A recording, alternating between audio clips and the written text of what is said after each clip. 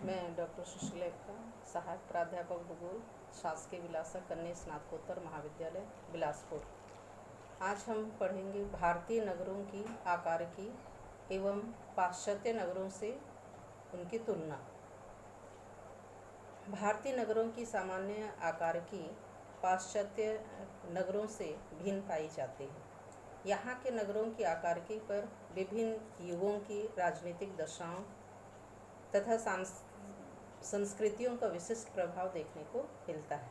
भारतीय नगरों की आकारिकी अमेरिकी नगरों से इसलिए भी भिन्न पाई जाती है कि वहाँ के नगर 100 से 150 वर्ष से अधिक पुराने नहीं हैं और उनका विकास अधिकांशतः नियोजित नगर के रूप में हुआ है, जबकि भारत के अधिकांश महानगर 500 से 1000 वर्ष या इससे भी अधिक युगों में विकास हुआ है, इसकी उत्पत्ति हुई है और इसका विकास विभिन्न युगों में तत्कालीन सामाजिक, आर्थिक, सांस्कृतिक, राजनीतिक दशाओं के अनुकूल होता रहा है। अतः भारतीय नगरों की जो औसत आकार की है वो मिश्रित प्रकार की है और नगर के विभिन्न खंडों में पुराने और नए बसे हुए भाग पाए जाते हैं।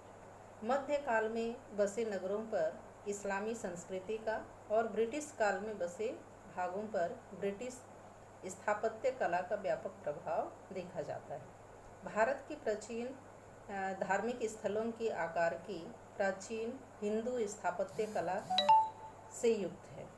स्वतंत्रता प्राप्ति के पश्चात नियोजित ढंग से बसाए गए नगरों की आकार की पाश्चात्य नगरों से मिलती जुलती है, किंतु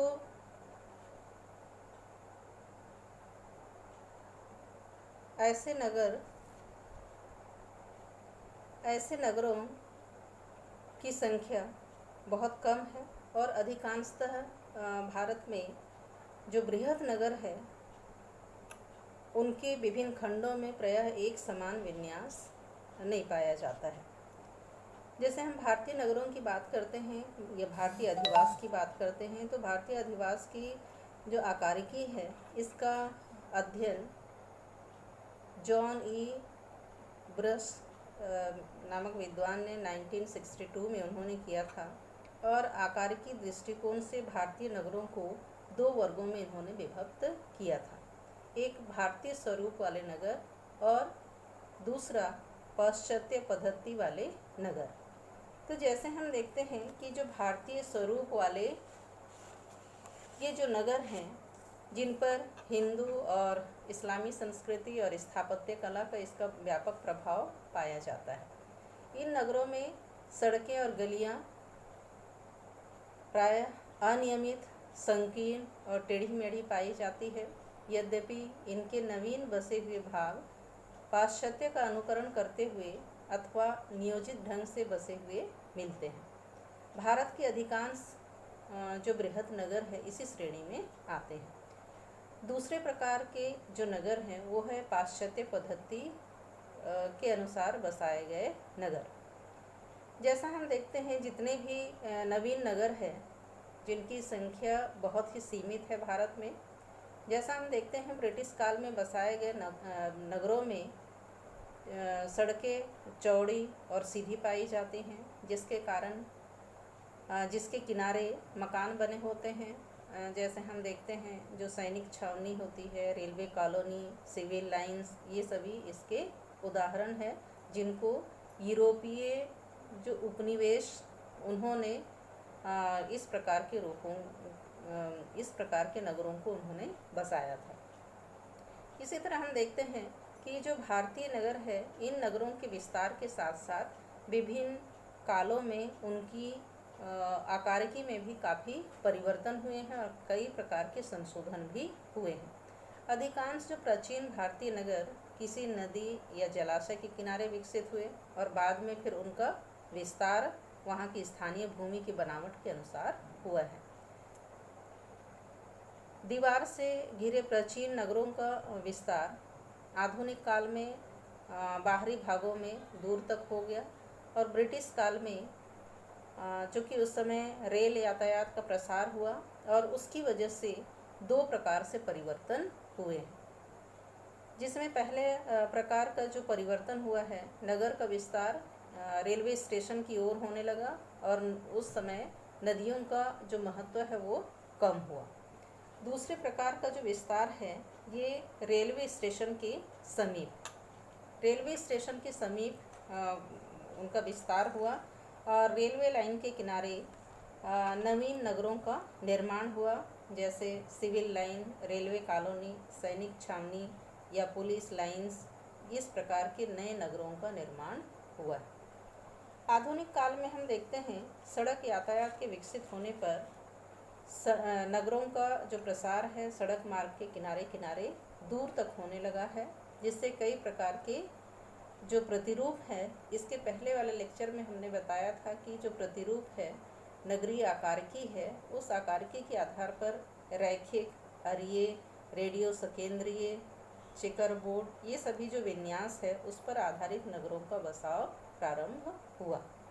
भारतीय नगरों में हम देखते हैं कार्यात्मक क्षेत्रों का विस्तार अमेरिकी और यूरोपीय नगरों की भांति अधिक स्पष्ट नहीं पाया जाता है। अधिकांश नगरों में आवासीय, व्यापारिक, लघु उद्योग, शैक्षिक आदि जो क्षेत्र हैं वो मिले जुले रूप में पाए जाते हैं। तो इस तरह हम देखते हैं कि जो पाश्चात्य पद्धति है या पाश्चात्य नगरों से यदि हम तुलना करते हैं तो जो पाश्चात्य देशों के नगर हैं वो नियोजित नगर के रूप में है, लेकिन भारत में मिश्रित प्रकार के नगर पाए जाते हैं। आगे हम देखते हैं भारतीय नगरों की आकारिकी की विशेषताएं। कई प्रकार की विशेषताएं हैं भारतीय नगरों की आकारिकी की। पहली विशेषता है देशीय और पाश्चात्य विशेषताओं का मिश्रण। इसके अंतर्गत हम देखते हैं भारतीय नगरों की आकारिकी भारतीय और पाश्चात्य परंपराओं के मिश्रण के जैसे प्रतीत होता है। जैसे हम देखते हैं ब्रिटिश काल के पहले उत्पन्न नगरों की आकारिकी जिसमें देशी परंपरा के अनुसार विकसित हुई है। ब्रिटिश युग में उत्पन्न जो नए नगर या नगर नवनिर्मित हुए उनकी आकारिकी यूरोपीय नगरों के प्रतिरूप के समान पाई जाती है। और इसी तरह हम देखते हैं स्वतंत्रता प्राप्ति के पश्चात ग्रामीण क्षेत्रों से नगरों की ओर उन्मुख जो प्रवास है या जो शरणार्थी हैं, इनके नगरों में बसने की प्रवृत्ति से नगरों का तीव्रता से विस्तार हुआ और नगरों का जो बाह्य विस्तार है उसमें नियोजित ढंग से और अनेक भागों में जो बसाव है वो अनियोजित ढंग से भी हुआ है, जिस पर देशी परंपरा का प्रभाव अधिक है। इस प्रकार भारत के बृहद नगरों के विभिन्न खंडों में अलग अलग की आकारिकी के दर्शन होते हैं। केवल कुछ ऐसे जो समुद्र पत्तन है या बंदरगाह है या कुछ नियोजित नगर है, ये केवल पूर्णतया पाश्चात्य नगरीय प्रतिरूप के अनुसार निर्मित है। बाकी जो भारतीय नगर है वो अधिकांशतः मिश्रित प्रकार की होती है। दूसरी विशेषता है अनियमित एवं विकेंद्रित कार्यात्मक क्षेत्र। भारत के अधिकांश नगरों में आवास, व्यापार, उद्योग ये सभी कार्यों में पृथकीकरण का अभाव है। आवासीय क्षेत्रों में भी बैंक, कार्यालय, विद्यालय या लघु उद्योग, फुटकर विक्रय की दुकानें, ये सभी भारतीय नगरों की सामान्य विशेषता है। नगरों का मुख्य व्यापार क्षेत्र प्रायः नगर के केंद्रीय भाग में होता है, किंतु पाश्चात्य नगरों की केंद्रीय व्यापार क्षेत्र से भिन्नता रखता है। नगर के केंद्रीय भाग को सामान्यतः चौक के नाम से जाना जाता है, जहाँ पर फुटकर और थोक व्यापार के नाम से जाना जाता है या थोक व्यापार की क्रियाएं होती हैं। आवासीय क्षेत्रों में भी लघु स्तरीय जो व्यापारिक क्षेत्र हैं वो पाए जाते हैं। पाश्चात्य नगरों की भांति भारतीय नगरों में एकल केंद्रीय पूंजीकरण का अभाव पाया जाता है, क्योंकि नगर का विकास कई केंद्रकों से हुआ है और जिसके कारण कार्यात्मक क्षेत्र बिखरे हुए या असंबद्ध रूप में पाए जाते हैं। तीसरा हम देखते हैं अनियोजित आकारिकी। भारतीय नगरों के पुराने बसे हुए भागों का जो विन्यास है वो सामान्यतः अनियोजित और अनियमित प्रकार के हैं, जहाँ सड़कों की स्थिति और गृहों के स्वरूप में भिन्नता है। पुराने आवासित क्षेत्रों में सड़कें और गलियाँ सकरी और मोड़दार पाई जाती हैं। इन भागों में प्राचीन काल से लेकर के आधुनिक काल तक विभिन्न आकार प्रकार के भवन पाए जाते हैं और भवनों की ऊंचाई प्रायः अधिक रहती है। जैसे उदाहरण के तौर पर हम देखें वाराणसी और इलाहाबाद, जहाँ पर सघन बसे हुए पुराने भागों में जो गलियाँ हैं वो संकीर्ण है और वहाँ पर केवल पैदल ही जा सकते हैं। अगली जो विशेषता है वो है नियोजित आकार की वाले नवनिर्मित क्षेत्र। जैसा हम देखते हैं ब्रिटिश काल में तथा स्वतंत्रता प्राप्ति के पश्चात भारत में अनेक नगरों को नियोजित ढंग से बसाया गया, जिनमें सड़कें सीधी और चौड़ी है, मकानों का स्वरूप और उसका जो कार्यात्मक क्षेत्र है वो पूर्व निर्धारित योजना के अनुसार बसे पाए जाते हैं। जैसे हम देखते हैं नियोजित नगर के रूप में चंडीगढ़, भुवनेश्वर, भिलाई, दुर्गापुर, राउरकेला, बोकारो, जमशेदपुर, नई दिल्ली, इन सब की आकारकी यूरोपीय नगरों की आकारकी से काफ़ी समानता है। और जैसे हम देखते हैं भारत के बहुत से जो पुराने नगर हैं उन नगरों के बाहर नवनिर्मित क्षेत्रों को आधुनिक योजना के अनुसार विकसित किया गया है, जिसमें हम देखते हैं सिविल लाइंस, रेलवे कॉलोनी, सैनिक छावनी, ये सभी नवनिर्मित एरिया विकसित किया गया।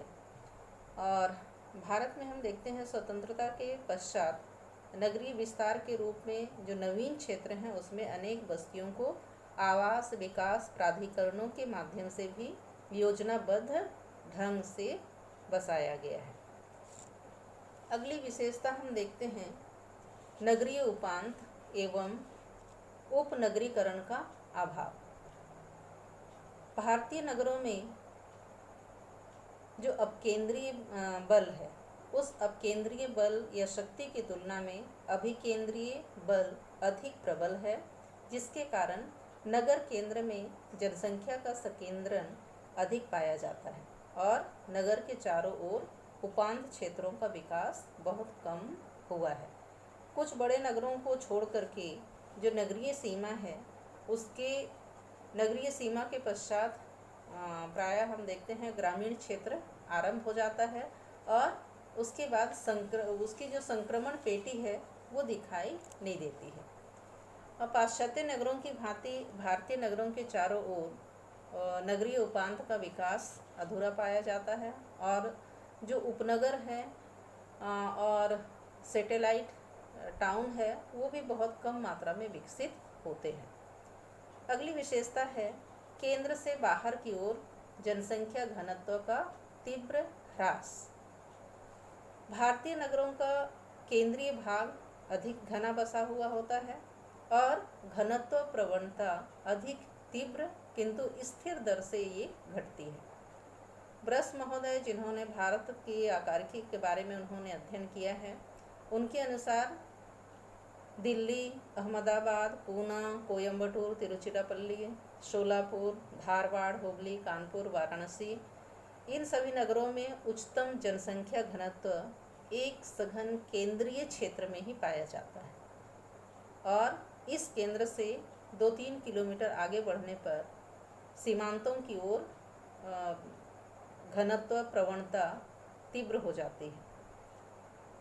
ब्रिटिश काल में निर्मित कुछ जो बंदरगाह या पत्तन नगर हैं जैसे मुंबई, कोलकाता, चेन्नई, इनके केंद्रीय भाग में जो सीबीडी का विकास है उसके होने से सीबीडी के विकास होने से जनसंख्या घनत्व अपेक्षाकृत कम पाया जाता है, क्योंकि सीबीडी पूर्ण रूप से व्यापारिक केंद्र होता है और इसलिए सर्वाधिक जो सघन क्षेत्र है ये सीबीडी की सीमा पर मिलते हैं, जहाँ पर बाहर की ओर घनत्व प्रवणता में तीव्र ह्रास होता है। अगली विशेषता है निम्न लिंगानुपात। जैसा हम देखते हैं पुरुषों की तुलना में स्त्रियों की संख्या का कम होना ये भारतीय नगरों की प्रमुख जनांकीय विशेषता है। जैसा हम देखते हैं, दक्षिण भारतीय नगरों की तुलना में उत्तर भारत के नगरों में लिंगानुपात कम पाया जाता है। ग्रामीण क्षेत्र से नगरीय क्षेत्रों के लिए होने वाले जो चयनित स्थानांतरण है, इसमें पुरुषों की मात्रा अधिक होती है, जो प्रायः रोजगार और उच्च शिक्षा के लिए नगरीय केंद्रों में संकेंद्रित होते हैं, जबकि नगरों के लिए स्त्रियों का प्रवास कम होता है। दक्षिण भारत, विशेष रूप से केरल, तमिलनाडु में उच्च साक्षरता और जागरूकता के कारण ग्रामीण क्षेत्रों से नगरीय केंद्रों के लिए स्त्रियों का स्थानांतरण भी अधिक होता है, जिसके परिणाम स्वरूप यहाँ पर लिंगानुपात उच्च पाया जाता है। अगली विशेषता है ग्रामीण पर्यावरण। कुछ महानगरों को छोड़कर अधिकांश भारतीय नगरों की विभिन्न भागों का पर्यावरण ग्रामीण जैसा प्रतीत होता है। लघु भारतीय नगरों में कृषि, पशुपालन, ये सभी प्राथमिक तत्वों का जो अनुपात है ये अधिक पाया जाता है। नगर की सीमा के भीतर अधिकांश परिधि क्षेत्रों में पशुपालन, कुक्कुट पालन, साग सब्जी की खेती जैसे जो प्राथमिक व्यवसाय हैं ये भी पाए जाते हैं, और यहाँ के लोगों के का जो जीवन यापन का ढंग है वो ग्रामीण जीवन से अधिक मिलता जुलता है। इस प्रकार जो लघु नगर है, लघु नगरों का पर्यावरण लगभग ग्रामों जैसा ही दिखाई देता है और अनेक नगरीय सुविधाओं के अभाव से भी ग्रामीण होने की अनुभूति प्रदान करता है। तो ये सभी हम देखते हैं भारतीय नगरों की जो आकारिकी है उसकी ये विशेषताएं हैं। आगे हम देखते हैं कि जो भारतीय नगर है, भारतीय नगरों की सामान्य आकारिकी की जो विशेषताएं हैं ये व्यक्तिगत नगरों की आकारिकी में काफ़ी अंतर देखने को मिलता है, क्योंकि सामान्य विशेषताएं और व्यक्तिगत नगरों की आकारिकी में अंतर है, और ये अंतर वहाँ के ऐतिहासिक विकास, कार्यात्मक विशिष्टीकरण, जनसंख्या का आकार, स्थिति, इन सभी कारकों के प्रभाव से नगरों की जो आकारिकी है उस पर उसका प्रभाव पड़ता है। जैसे हम देखते हैं उदाहरण के तौर पर औद्योगिक नगर के रूप में कानपुर, राजधानी नगर के रूप में लखनऊ, नई दिल्ली, सांस्कृतिक नगर के रूप में वाराणसी, इलाहाबाद, इसी तरह से नियोजित नगर के रूप में चंडीगढ़ का हम उदाहरण देख सकते हैं। ये जो व्यक्तिगत नगर है उनकी आकारिकी के बारे में यदि हम देखते हैं तो सबसे पहले हम उदाहरण ले सकते हैं कानपुर नगर की आकारिकी के बारे में। जब हम कानपुर नगर के बारे में अध्ययन करते हैं तो कानपुर जो उत्तर भारत के एक प्रमुख औद्योगिक नगर है और ये उत्तर प्रदेश का विशालतम नगर है, जिसकी जनसंख्या 2011 के अनुसार 29,20,67 ये वहाँ की जनसंख्या है। और इसके साथ साथ कानपुर नगर निगम का विस्तार 234 वर्ग किलोमीटर क्षेत्र पर विस्तार है, और इसकी जो आकृति है ये बिल्कुल आयताकार है। कानपुर नगर की आकृति, पूरब पश्चिम इसकी लंबाई 27 किलोमीटर है, उत्तर दक्षिण चौड़ाई 12 किलोमीटर है। आरंभिक अवस्था में कानपुर का जो विकास है वो सकेंद्रीय रूप में हुआ था, लेकिन 1800 से 1900 के बीच इसकी आकृति अर्धवृत्ताकार हो गई, और 20वीं शताब्दी के पूर्वार्ध में कानपुर नगर में खंडीय विकास की प्रमुखता या सेक्टर जो डेवलप है उसकी प्रमुखता देखने को मिलती है। उसके पश्चात हम देखते हैं स्वतंत्रता प्राप्ति के बाद इसका जो विकास हुआ वो बहुनाभिक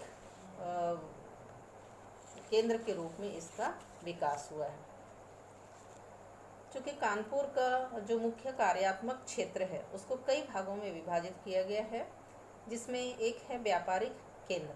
इस मानचित्र में आप देख रहे हैं जो बीचों बीच में है व्यापारिक केंद्र, जिसको हम CBD के नाम से भी जानते हैं या केंद्रीय व्यापार क्षेत्र के नाम से भी जाना जाता है। तो कानपुर नगर का ये आंतरिक भाग जो चौक के रूप में स्थित है, ये कानपुर का प्रमुख व्यापारिक क्षेत्र है। इसके उत्तर में माल रोड और दक्षिण में कोपरगंज और कलेक्टरगंज के बाजार स्थित हैं और कानपुर के कई व्यापारिक केंद्र आवासीय क्षेत्रों के बीच में भी बिखरे हुए रूप में पाए जाते हैं। अनेक भागों में व्यापारिक और आवासीय क्षेत्र मिश्रित रूप में यहाँ पर देखने को मिलते हैं। व्यापारिक क्षेत्र में नगर की लगभग 3/4 व्यापारिक और वाणिज्यिक क्षेत्र है। नगर की विस्तार अधिक होने से अनेक नवीन व्यापारिक जो क्षेत्र है इसका विकास हुआ है, जो स्थानीय लोगों की मांगों की पूर्ति करते हैं। इसमें इन क्षेत्रों में जैसे व्यापारिक क्षेत्र के रूप में देखें तो कानपुर में आर्यन नगर, गोविंद नगर, जाजमऊ, किदवई नगर, ग्वालटोली, ये सभी व्यापारिक क्षेत्र हैं। दूसरा हम देखते हैं कानपुर में औद्योगिक क्षेत्र। चूँकि उत्तर प्रदेश का ये बृहत्तम और भारत का महत्वपूर्ण औद्योगिक नगर है। नगर के कुल विकसित भूमि का लगभग 9.5% औद्योगिक कार्यों में प्रयुक्त होता है। वर्तमान समय में कानपुर में औद्योगिक क्षेत्र का विस्तार केंद्रीय व्यापार क्षेत्र के चारों ओर पाया जाता है, जो प्रायः आवासीय क्षेत्र से घिरा हुआ है। यहाँ के अनेक कारखाने आवासीय क्षेत्रों के बीच में भी स्थित है। 19वीं शताब्दी के पूर्वार्ध तक अधिकांश कारखाने गंगा नदी के किनारे स्थित थे, किंतु इसके पश्चात रेलवे के विस्तार होने के बाद रेल मार्गों के सहारे और सड़क मार्गों के किनारे जो उद्योग हैं वो स्थापित हुए हैं। और वर्तमान में देखते हैं पर्यावरण प्रदूषण को ध्यान में रखते हुए वर्तमान समय में जो नए कारखाने बनाए जा रहे हैं वो नगर के पूर्वी भाग में गंगा नदी के किनारे स्थापित किए जा रहे हैं, जिसमें मुख्य रूप से जो उद्योग हैं यहाँ पर सूती और ऊनी वस्त्र उद्योग, चमड़ा उद्योग, रसायन और इंजीनियरिंग उद्योग कानपुर में स्थापित हैं। तीसरा हम देखते हैं आवासीय क्षेत्र। कानपुर नगर में आवासीय क्षेत्र का विस्तार लगभग 280 हेक्टेयर भूमि पर हुआ है, जो कुल विकसित क्षेत्र का 46.5% है। नगर का आंतरिक भाग पुराना बसा हुआ क्षेत्र है। यहाँ बहुमंजिले भवनों की अधिकता है। सड़कें, गलियाँ सकरी हैं। नवीन बसाव वाले क्षेत्रों में भी बहुमंजिले भवनों की जो संख्या है वो काफ़ी कम है और वहाँ पर सड़कों की चौड़ाई अपेक्षाकृत चौड़ी है। कारखानों के समीप श्रमिकों की कॉलोनी और मलिन बस्तियाँ पाई जाती हैं। और इसके साथ साथ हम देखते हैं कानपुर में जो आवासीय भवनों की कमी है उसकी वजह से लगभग जो 60 परिवार है वो एक कमरे में और 25 परिवार 2 कमरों वाले मकानों में रहते हैं। इसके बाद हम देखते हैं कानपुर का जो कार्यात्मक क्षेत्र है उसमें एक प्रमुख है शैक्षिक क्षेत्र, जिसको हम शैक्षणिक क्षेत्र के नाम से जानते हैं। चूँकि कानपुर एक शैक्षणिक क्षेत्र के रूप में है और नगर के उत्तरी पश्चिमी भागों में ये स्थित है, जहाँ पर मेडिकल कॉलेज, राजकीय महाविद्यालय, अन्य कई शैक्षणिक संस्थान यहाँ पर स्थापित है। और इसके अतिरिक्त हम देखते हैं नगर के आवासीय क्षेत्रों के बीच में भी बहुत सारे स्कूल, जो माध्यमिक और जो उच्चतर माध्यमिक विद्यालय हैं, प्राइमरी स्कूल है, वो स्थापित है। अगला कार्य क्षेत्र है प्रशासनिक क्षेत्र। यहाँ का प्रशासनिक क्षेत्र नगर के पश्चिमी भाग में है और केंद्रीय व्यापारिक क्षेत्र के पूरब में स्थित है। आगे हम देखते हैं अन्य क्षेत्र। जो अन्य क्षेत्र है इसके अतिरिक्त परिवहन के लिए प्रयुक्त जो क्षेत्र है, जिसमें स्टेशन है, सड़क या रेल मार्ग, पार्क, खेल का मैदान, उद्यान, सार्वजनिक सेवाओं आदि के लिए प्रयुक्त भूमि को इसके अंतर्गत सम्मिलित किया गया है। और इसके साथ साथ हम देखते हैं कि कानपुर में लगभग 1600 हेक्टेयर भूमि पर रेल मार्गों और सड़क मार्गों का विस्तार है, जो विकसित क्षेत्र का 1/4 से भी अधिक है। इसके साथ साथ मनोरंजन से संबंधित कार्यों के लिए कुल 105 हेक्टेयर भूमि का प्रयोग होता है। तो इस तरह से कानपुर की जो आकार की है ये अन्य नगरों से काफ़ी भिन्न है। आगे हम देखते हैं लखनऊ नगर की आकार की। लखनऊ ये भी उत्तर प्रदेश की राजधानी है और प्रदेश का दूसरा बृहत्तम नगर है। इसकी जनसंख्या है 29.01 लाख 2011 के अनुसार। ये मध्य गंगा के समतल मैदान में गोमती नदी के दाएं तट पर ये स्थित है और यह एक मुगल कालीन नगर भी है, जिसको विकसित करने में अवध के नवाबों का प्रमुख योगदान रहा है। ब्रिटिश काल में लखनऊ को आगरा और अवध के संयुक्त प्रांतों की राजधानी बनाया गया था, जिसके कारण यहाँ पर प्रशासनिक कार्यालय और कई प्रकार की क्रियाकलापों में भी यहाँ पे वृद्धि होती गई और नगर का विस्तार भी होने लगा है। गोमती नदी पर कई पुलों का निर्माण हो जाने से अब नदी के उत्तर में भी नगर का प्रसार हो रहा है और इस क्षेत्र में लखनऊ विश्वविद्यालय सहित कई जो औद्योगिक प्रतिष्ठान है वो स्थित है और अनेक आवासीय कॉलोनी का भी विस्तार यहाँ पर हो रहा है। आगे हम देखते हैं लखनऊ नगर का जो प्रमुख कार्यात्मक क्षेत्र है उसमें सबसे पहले हम देखते हैं व्यापारिक क्षेत्र। लखनऊ नगर का मुख्य व्यापारिक क्षेत्र इसके मध्यवर्ती भाग में है, जहाँ पर लखनऊ का चौक जो यहाँ का सबसे पुराना और सघन बसा हुआ क्षेत्र है। ये फुटकर व्यापार का प्रमुख क्षेत्र है। यहाँ पर बहुमंजिले भवन हैं, सड़कें सकरी हैं और क्रेताओं की अधिकता के कारण यहाँ पर काफ़ी भीड़ भाड़ रहती है। निचली मंजिलों का उपयोग व्यापारिक कार्यों के लिए किया जाता है और ऊपरी मंजिलों का प्रयोग आवासीय कार्यों के लिए किया जाता है। चौक के अतिरिक्त अमीनाबाद, हजरतगंज, रकाबगंज यहाँ का मुख्य व्यापारिक केंद्र है। दूसरा हम देखते हैं प्रशासनिक क्षेत्र।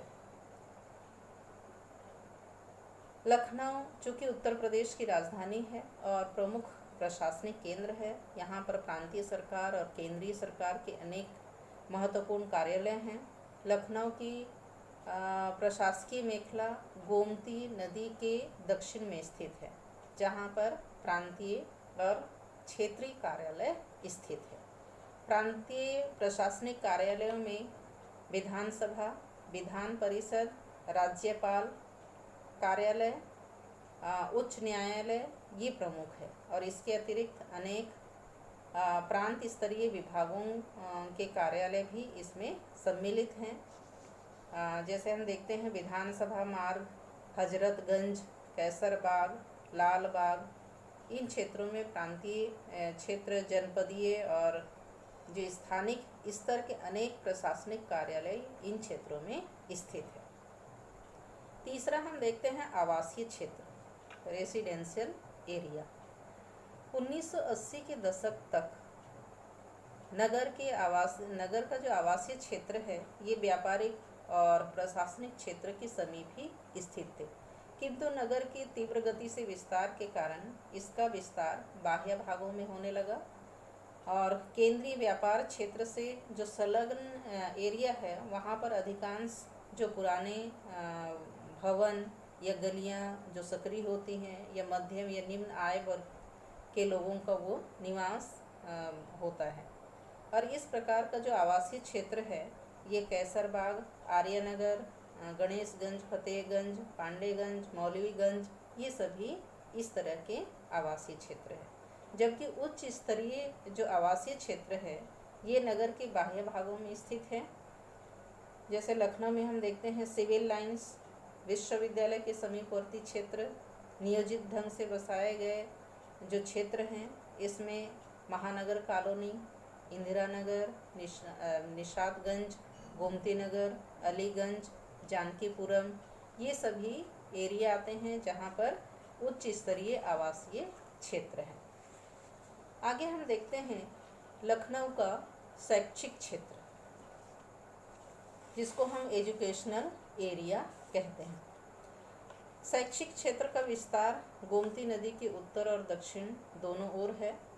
दक्षिण में मेडिकल कॉलेज, क्रिश्चियन कॉलेज, संगीत महाविद्यालय, प्रशिक्षण महाविद्यालय और उत्तर में लखनऊ विश्वविद्यालय, शिवा महाविद्यालय और ITI महिला महाविद्यालय स्थित है।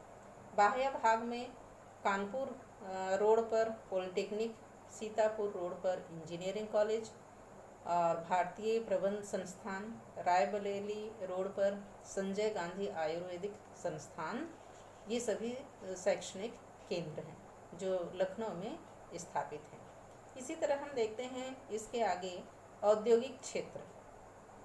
जैसा हम देखते हैं लखनऊ में चूँकि बृहद उद्योगों का यहाँ पर अभाव है, लेकिन जो घरेलू है या लघु पैमाने के जो उद्योग धंधे वो यहाँ पर काफ़ी विकसित हैं, जिसमें सबसे महत्वपूर्ण है यहाँ पर चिकन उद्योग जो सर्वाधिक महत्वपूर्ण है। इसके अतिरिक्त जरीदारी, सुगंध और सौंदर्य सामग्री से संबंधित लघु और घरेलू उद्योग यहाँ पर है और यहाँ का एकमात्र बड़ा कारखाना है कागज़ का कारखाना जो लखनऊ में स्थापित है। तो इस तरह हम देखते हैं लखनऊ की जो आकारकी है ये कानपुर की आकारकी से भिन्न है। आगे हम देखते हैं इलाहाबाद नगर की आकारकी। जैसे हम इलाहाबाद की बात करते हैं, ये गंगा यमुना सरस्वती के संगम पर ये स्थित है और ये भारत का एक प्रमुख सांस्कृतिक या हम कह सकते हैं धार्मिक, शैक्षिक, प्रशासकीय और सैन्य नगर के रूप में इलाहाबाद प्रसिद्ध है। चूँकि यहाँ पर 3 नदियों के संगम में ये स्थल होने के कारण इसको त्रिवेणी भी कहा जाता है और इसका प्राचीन नाम है प्रयाग, जिसे हिंदुओं का पवित्र तीर्थ स्थल माना जाता है और इसे तीर्थराज भी कहा जाता है। प्राचीन ये प्रयाग नगर संभवतः दारागंज से किले की ओर यमुना तट के सहारे बसा था, जो गंगा और यमुना नदियों के बाढ़ से नष्ट हो गया। 16वीं शताब्दी के उत्तरार्ध में मुगल सम्राट अकबर ने गंगा यमुना के संगम के निकट एक किला का निर्माण कराया और गंगा नदी के किनारे 2 बांध बनवाया। एक बख्शी बांध जो गंगा नदी के किनारे, दूसरा यमुना नदी के किनारे बेनी बांध जो बाढ़ से सुरक्षा के लिए इन दोनों बांधों को उन्होंने बनवाया। मुगल काल में इनका नाम प्रयाग से बदलकर इलाहाबाद कर दिया गया और इलाहाबाद का जो वास्तविक विकास हुआ वो ब्रिटिश काल में हुआ। इलाहाबाद का नगरीय क्षेत्र, इसका विस्तार 85 वर्ग किलोमीटर क्षेत्र पर हुआ और यहाँ की कुल जनसंख्या 2011 की जनगणना के अनुसार 12.16 लाख है। आगे हम देखते हैं कि यहाँ का जो कार्यात्मक क्षेत्र है, इलाहाबाद नगर का जो प्रमुख कार्यात्मक क्षेत्र है, इसमें सबसे पहले हम देखते हैं व्यापारिक क्षेत्र। व्यापारिक क्षेत्र जो नगर के दक्षिण मध्य भाग में स्थित है और यहाँ पर चौक क्षेत्र के रूप में प्रमुख व्यापारिक केंद्र है, जिसको हम CBD के रूप में जानते हैं। इसका विस्तार इलाहाबाद में जो घंटा घर चौक है उसके चारों दिशाओं में जाने वाली सड़कों के सहारे हुए हैं, जिसमें GT road, zero road, Johnstonganj road ये सभी आते हैं। यहाँ पर फुटकर व्यापार के बाजार नगर के कई क्षेत्रों में स्थित है, जैसे सिविल लाइंस है, कटरा, अल्लाहपुर, सलेम सराय, राजापुर, तेलियरगंज, नैनी, ये सभी मुख्य व्यापारिक केंद्र है। यहाँ पर थोक व्यापार की दुकानें चौक के समीप और बहिर्वर्ती क्षेत्रों में भी केंद्रित है। पूर्व में स्थित जो मुट्ठीगंज है, यहाँ पर अनाज की मंडी है, बहादुरगंज में लकड़ी और फर्नीचर, खुल्लाबाद में सब्जी मंडी और नगर की सबसे बड़ी जो अनाज मंडी है वो फाफा मऊ में स्थित है। इस तरह से ये व्यापारिक केंद्र है। दूसरा हम देखते हैं शैक्षिक क्षेत्र। इलाहाबाद का जो शैक्षिक क्षेत्र है ये उत्तर भारत का एक प्रमुख शैक्षणिक केंद्र माना जाता है, जहाँ पर कई विश्वविद्यालय मान्य विश्वविद्यालय जिसको हम डीम्ड यूनिवर्सिटी कहते हैं, medical college, engineering college, polytechnic, प्रशिक्षण महाविद्यालय, बहुत सारे विद्यालय यहाँ पर स्थित हैं। आगे हम देखते हैं प्रशासनिक क्षेत्र। लखनऊ के बाद इलाहाबाद दूसरा बड़ा और महत्वपूर्ण प्रशासनिक केंद्र माना जाता है। यहाँ पर केंद्रीय और प्रांतीय सरकार के अनेक कार्यालय और हाईकोर्ट के अतिरिक्त यहाँ पर जिला और मंडल प्रशासन से संबंधित विविध प्रकार के कार्यालय स्थित हैं।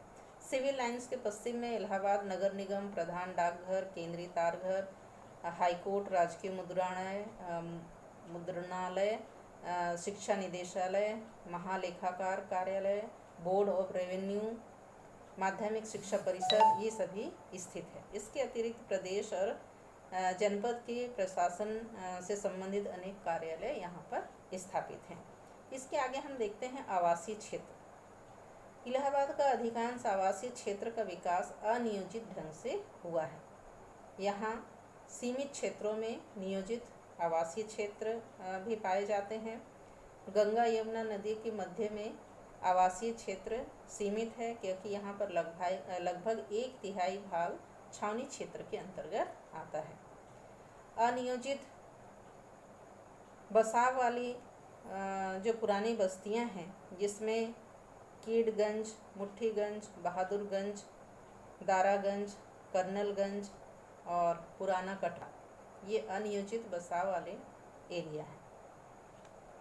और स्वतंत्रता प्राप्ति के पश्चात जैसे जनसंख्या तेज़ी से बढ़ने लगी उसकी वजह से आवासीय गृहों की कमी होने लगी और इस वजह से इलाहाबाद विकास प्राधिकरण बनाया गया और उसके साथ साथ आवास विकास परिषद की भी स्थापना की गई।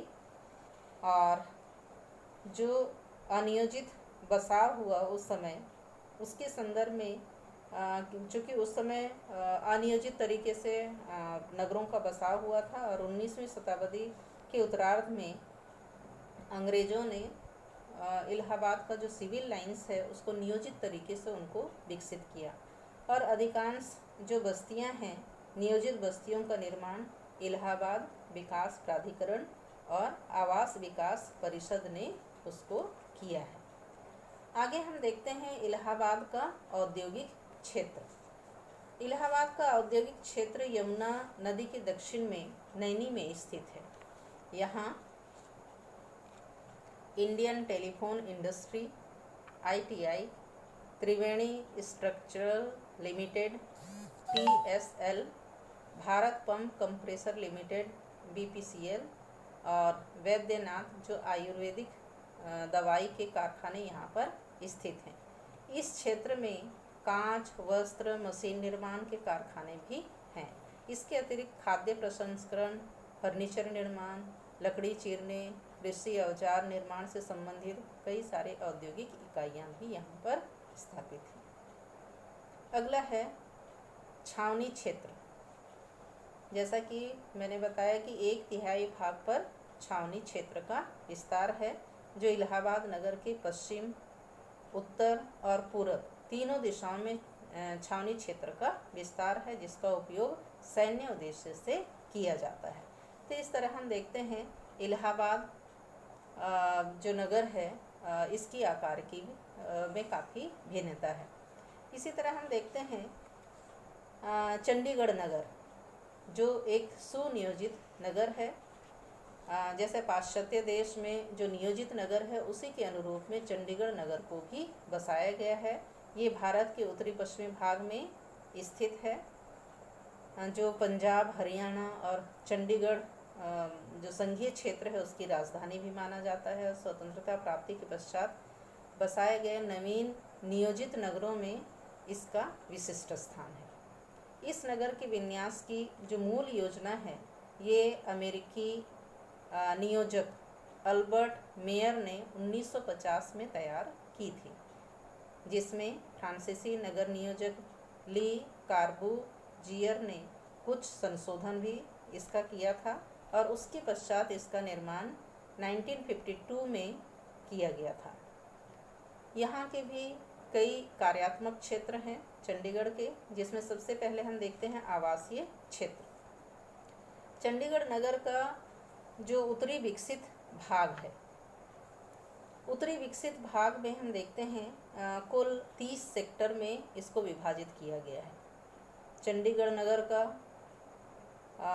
चूँकि ये आयताकार रूप में है और इसके आवास की जो योजना है, जैसे ग्रिड रॉन जो पद्धति है, प्रतिरूप है, उसके आधार पर इसको विकसित किया गया है।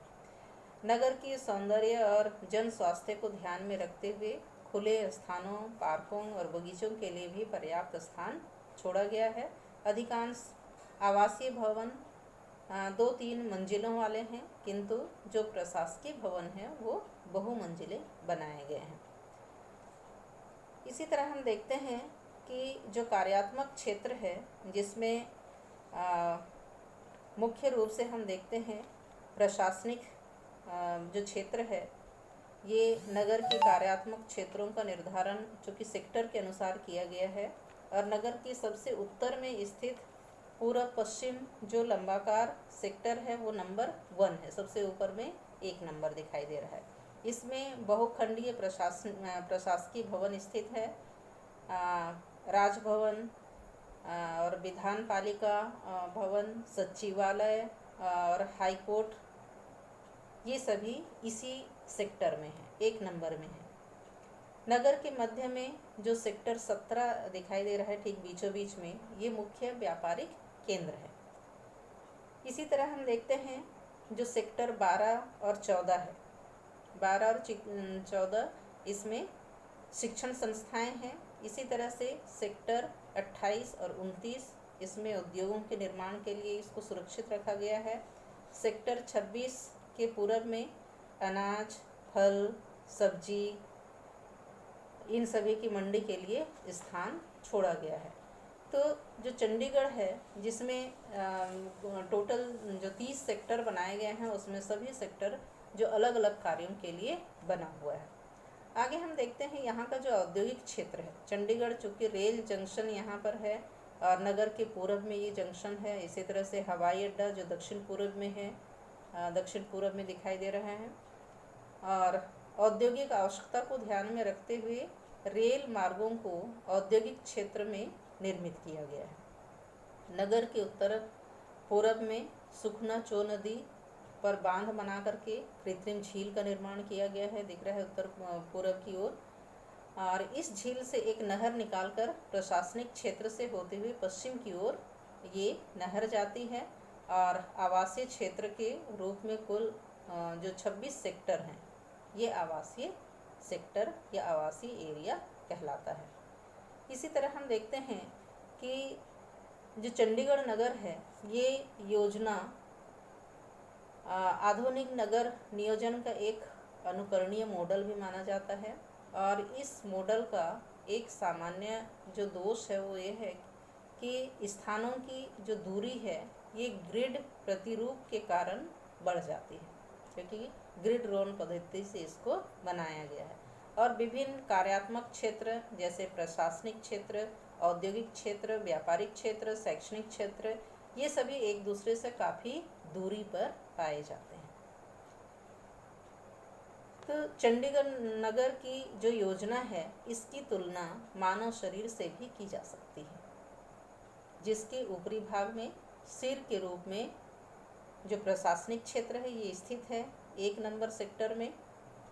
पश्चिम में शैक्षिक क्षेत्र के रूप में 12 और 14 जो सेक्टर है। पूर्व में औद्योगिक क्षेत्र के रूप में इसकी ये दोनों भुजाओं के रूप में है। मध्यवर्ती भागों में जो सेक्टर 17 है वो व्यापारिक क्षेत्र के रूप में है, जो इसका मानव का जो हृदय है उस रूप में व्यापारिक क्षेत्र हृदय के रूप में है। और बीच बीच में जो बाग बगीचे हैं ये फेफड़े के रूप में है। और सड़कें जो चंडीगढ़ की जो सड़कें हैं ये धमनियों के रूप में स्थित हैं। तो इस तरह हम देखते हैं कि चंडीगढ़ एक सुनियोजित नगर है और इस सुनियोजित नगर का अन्य दूसरे नगरों से यदि हम तुलना करते हैं तो ये सारे नगर भिन्न हैं। इसी तरह से बेंगलोर, विशाखापट्टनम, नई दिल्ली और भी कई सारे नगर हैं जिसका इसी तरह की आकारिकी का अध्ययन किया जाता है।